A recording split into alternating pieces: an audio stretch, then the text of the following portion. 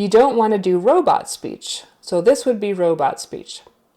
It was the best of times. It was the worst of times. It was the age of wisdom. It was the age of foolishness. So a lot of people, when they're, especially kids, when they're first learning to read, they will read like that because they are so focused on deciphering the word and figuring out how to say it that they aren't thinking about the meaning at all. And everything is just, it was the worst of times. It was the best of times. I said that backwards. It was the best of times. It was the worst of times. Instead of, it was the best of times. It was the worst of times. It was the best of times. It was the worst of times. You know, we need to have some of this going on. We don't want, it was the best of times. It was the worst of times. And as far as speed, don't go too slow. Don't go too fast. If I went too slow, it would get very boring. It was the best of times. It was the worst of times. Very boring. Too fast would also be confusing. It was the best of times. It was the worst of times. It was the age of wisdom. It was the age of foolishness. We don't want to sound like someone just turned the speed on double on the podcast, right? We want to be able to get our message across in a meaningful way and an entertaining way. It was the best of times. It was the worst of times. So I can speed up if I want to for effect, but then I have to bring it back down to what is normal. It was the best of times. It was the worst of times. It was the age of wisdom. It was the age of foolishness. So you might even slow down on certain important words like wisdom. It was the age of, so it was the age of is just all leading to foolishness. So this can be faster and this can be slower. And those are all very picky little pieces of advice for you when you are reading or even when you are speaking about how to make it sound more natural and more entertaining. So I'm going to do this one more time in a more natural manner, pretending that I am not reading for an audience. I'm just talking to someone. Pretend this is just conversation.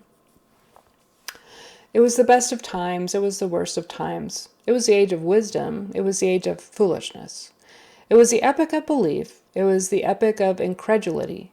It was a season of light. It was a season of darkness. It was the spring of hope. It was the winter of despair. Okay, this is kind of boring because this is not conversation. This is actually text from a book, and it's meant to be read in a more exaggerated manner the way I did in the beginning. But if I were talking and I were saying,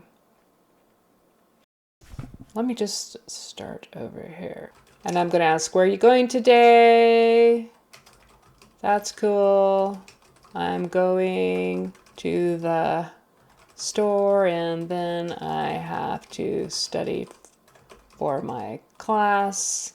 How about we go to a movie tonight? I'm really tired of sitting home. Okay? All right, so how would I say that in conversation? Because this is a question, of course in English, when there's a question, we always have our voice go up at the end towards the question. Nearly always. Where are you going today? You will notice that going went up more than today. Where are you going today? Or you could say, where are you going today? If today is important. But typically you say, where are you going today? And so it's not, where are you going today? I don't know why, but you just don't do that. So the highest point in the phrase is here. Where are you going today? And they say, I'm going to work for only half a day, then I'm going to be home. And then I would say, that's cool. So that's cool. That's cool. I'm going to the store, and then I have to study for my class. So usually sentences, the final part will be going down. It'll drop. That's cool. Not that's cool? That would be more of a question mark. I'm going to the store, and then I have to study for my class. If I said, I have to study for my class, That would sound like a question, and it's not a question, it's a sentence. Then I have to study for my class. How about we go to a movie tonight? Again, notice the highest part was on this word instead of this word. How about we go to a movie tonight? Not how about we go to a movie tonight? Now, what if this person was answering tonight? Then your emphasis would be on that word tonight. You want to go tonight? So I would say, how about we go to a movie tonight?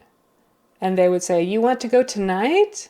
In other words, really? Tonight? Do we have to go tonight? Why tonight? How about if we go to a movie tonight? You want to go tonight?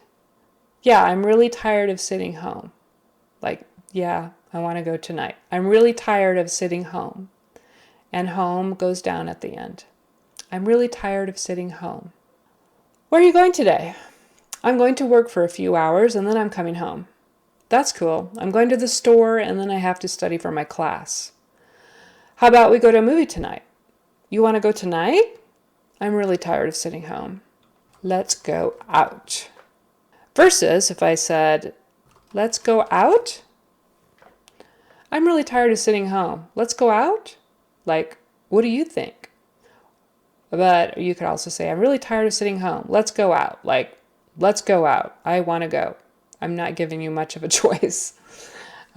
So there are some ways to use prosody in a conversation. And of course, we already talked about ways to use prosody when you're reading out loud. I hope this helps.